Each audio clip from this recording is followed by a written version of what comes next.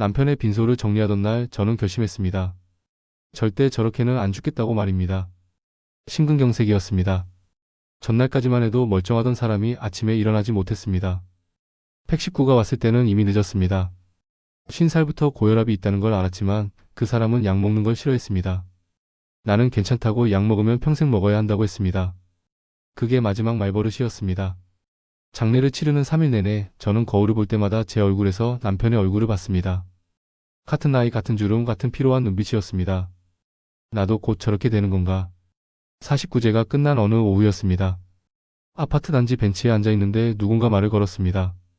40대쯤 되어 보이는 여자였습니다. 깔끔한 정장에 밝은 미소를 짓고 있었습니다. 명함을 건넸습니다. 프리미엄 헬스케어 컨설턴트 박미선이라고 적혀 있었습니다. 혼자 계시냐고, 건강은 어떠냐고, 요즘 뭐 드시냐고 물었습니다. 저는 대답했습니다. 혼자 산다고, 건강은 그저 그렇다고, 밥은 대충 때운다고 말했습니다. 그랬더니 여자가 고개를 저었습니다. 이러시면 안 된다고, 특히 배우자를 잃은 후에는 더욱 건강관리를 해야 한다고 말했습니다. 여자는 가방에서 작은 병을 꺼냈습니다. 오메가3였습니다. 이건 혈관 건강에 필수라고 했습니다. 심근경색 예방에 특히 좋다고 했습니다. 그 말에 가슴이 철렁 내려앉았습니다. 심근경색. 남편을 데려간 그 병이었습니다. 일주일 후 여자가 다시 찾아왔습니다. 이번엔 관절 영양제를 들고 왔습니다. 선생님, 계단 오르내리실 때 무릎 불편하시죠? 정확히 맞았습니다. 요즘 계단을 오를 때마다 무릎이 시큰거렸습니다. 여자는 말했습니다. 미리미리 챙기셔야 한다고, 나중엔 인공관절 수술까지 간다고 했습니다. 그렇게 하나둘 늘어났습니다. 간 건강 영양제, 혈압관리 제품, 눈 건강 루테인, 뼈 건강 칼슘이었습니다. 한 달에 한두 개씩 추가됐습니다. 매번 여자는 설명했습니다. 이건 왜 필요한지, 이걸 안 먹으면 어떻게 되는지 말해줬습니다. 딸 은희가 집에 왔을 때였습니다. 찬장을 열다가 약통들을 보고 놀랐습니다. 뭐 이렇게 많냐고, 이거 다 먹냐고 물었습니다. 저는 대답했습니다. 건강 때문이라고, 내 아빠처럼 되고 싶지 않다고 말했습니다. 은희는 한숨을 쉬었습니다. 엄마, 그런 거 다 사기라고, 돈 낭비라고 말했습니다. 그 말에 화가 났습니다. 내가 뭘 아냐고, 내 아빠가 건강관리 안 해서 어떻게 됐는지 팠잖냐고 소리쳤습니다. 은희는 더 이상 말하지 않았습니다. 그냥 가방을 들고 나갔습니다. 현관문이 닫히는 소리가 유난히 크게 들렸습니다. 그날 밤 저는 찬장 앞에 섰습니다. 줄지어 선 약통들이 마치 군인들처럼 보였습니다. 저를 지켜줄 파수꾼들이었습니다. 하나하나 손으로 쓰다듬었습니다. 괜찮아. 이것들이 날 살려줄 거야. 박미선이 문자를 보냈습니다. 선생님, 요즘 신제품이 나왔다고 했습니다. 꼭 한번 보라고 했습니다. 저는 답장을 보냈습니다. 언제 볼 수 있냐고 물었습니다. 3개월이 지났습니다. 아침마다 식탁은 약통들로 가득했습니다. 밥보다 먼저 먹는 게 영양제였습니다. 오메가3 2알, 루테인 1알, 칼슘 3알, 간 영양제 1포, 관절분말 1스푼이었습니다. 물을 5컵은 마셔야 다 넘어갔습니다. 그런데 이상한 일이 생겼습니다. 속이 더부룩했습니다. 밥을 먹고 나면 체한 것처럼 답답했습니다. 트림이 자주 나왔습니다. 가스도 차는 것 같았습니다. 박미선에게 전화했습니다. 이런 증상이 있다고, 혹시 뭐가 안 맞는 건지 물었습니다.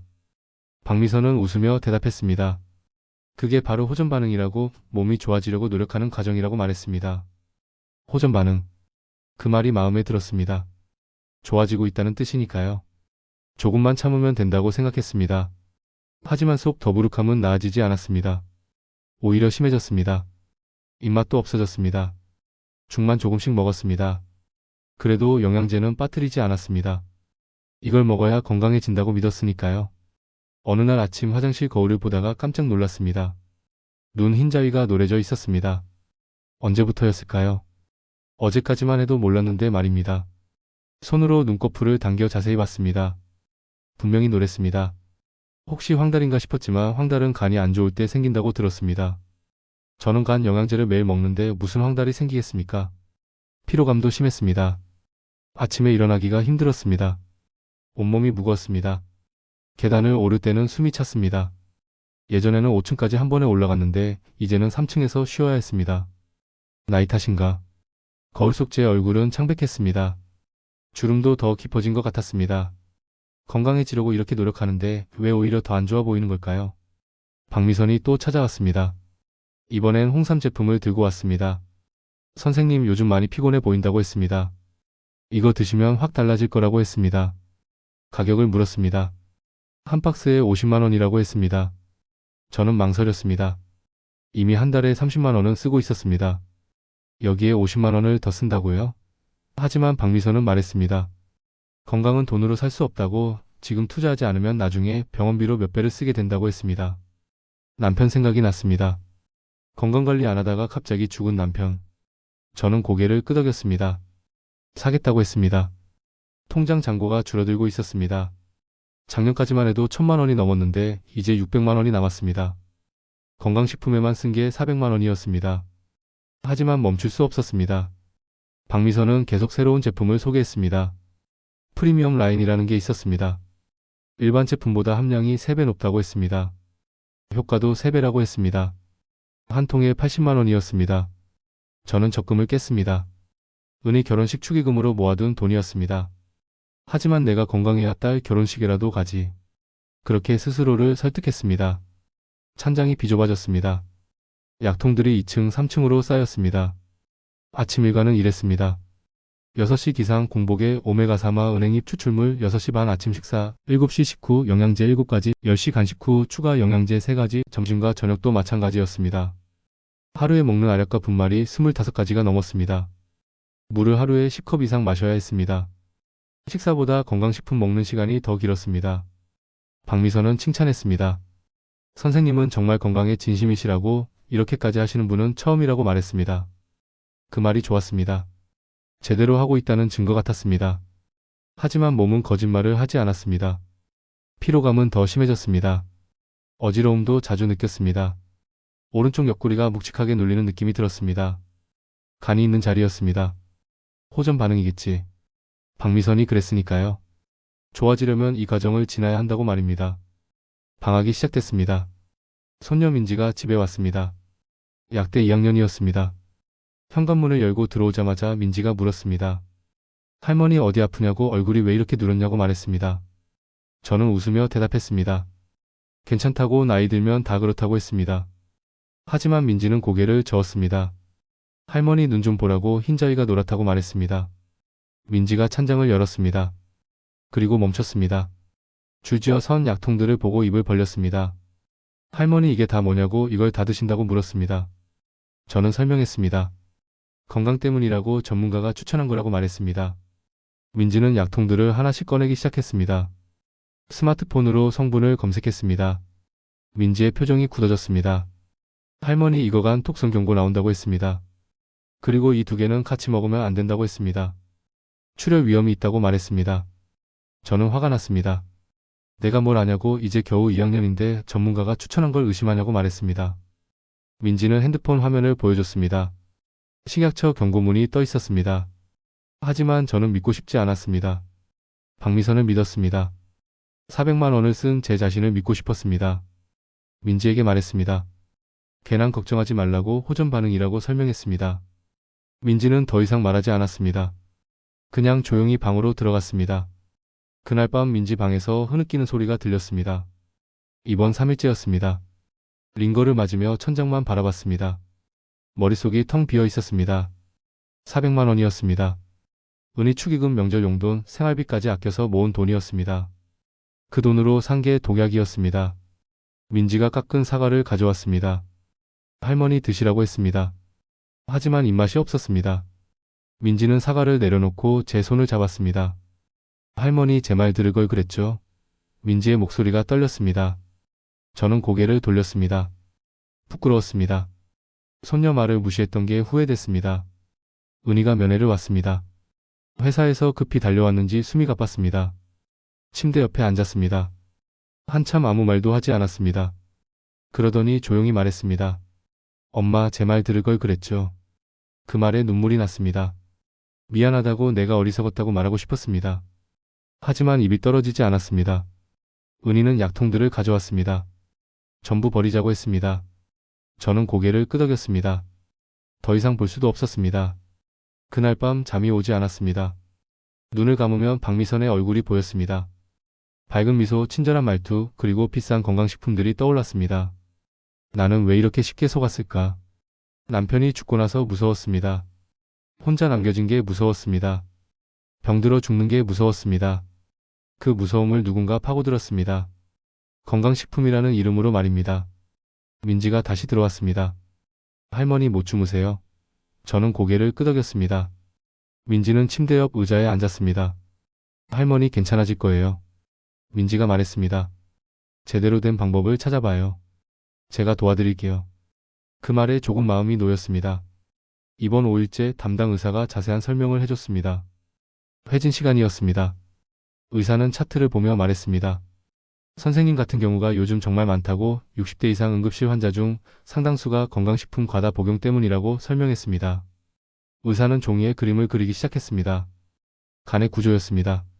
간은 우리 몸의 해독 공장이라고 했습니다. 모든 약과 영양제가 간에서 처리된다고 말했습니다. 문제는 한 번에 너무 많은 양이 들어오면 간이 처리하지 못한다고 했습니다. 특히 60대 이상은 간 기능이 젊었을 때의 60% 수준이라고 했습니다. 그런데 젊은 사람도 힘든 양을 먹으면 당연히 간이 망가진다고 설명했습니다. 의사는 말했습니다. 절대같이 먹으면 안 되는 건강식품 조합 7가지를 알려주겠다고 이걸 꼭 기억하라고 했습니다.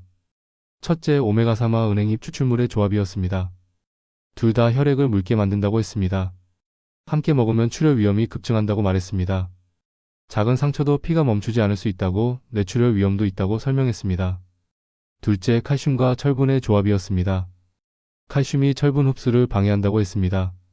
아무리 많이 먹어도 몸에 안 들어간다고 돈만 버린다고 말했습니다.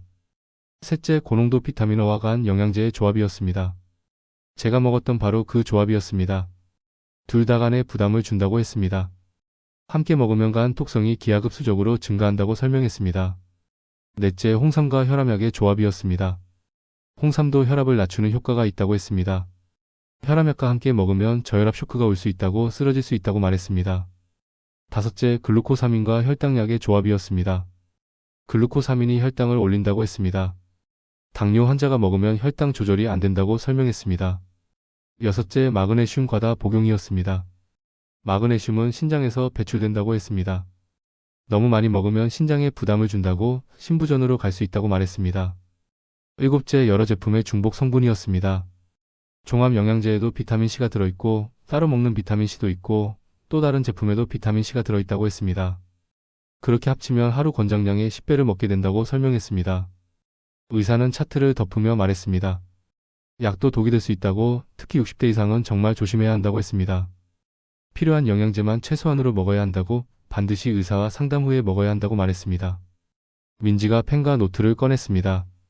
의사 말을 전부 받아 적었습니다. 나중에 정리해서 할머니께 드린다고 했습니다. 저는 침대에 누워 천장을 바라봤습니다. 나는 건강해지려고 한 게 아니었구나. 그냥 무서움을 덮으려고 한 거였어. 퇴원하는 날이었습니다. 일주일 만이었습니다. 간 수치가 많이 좋아졌다고 했습니다.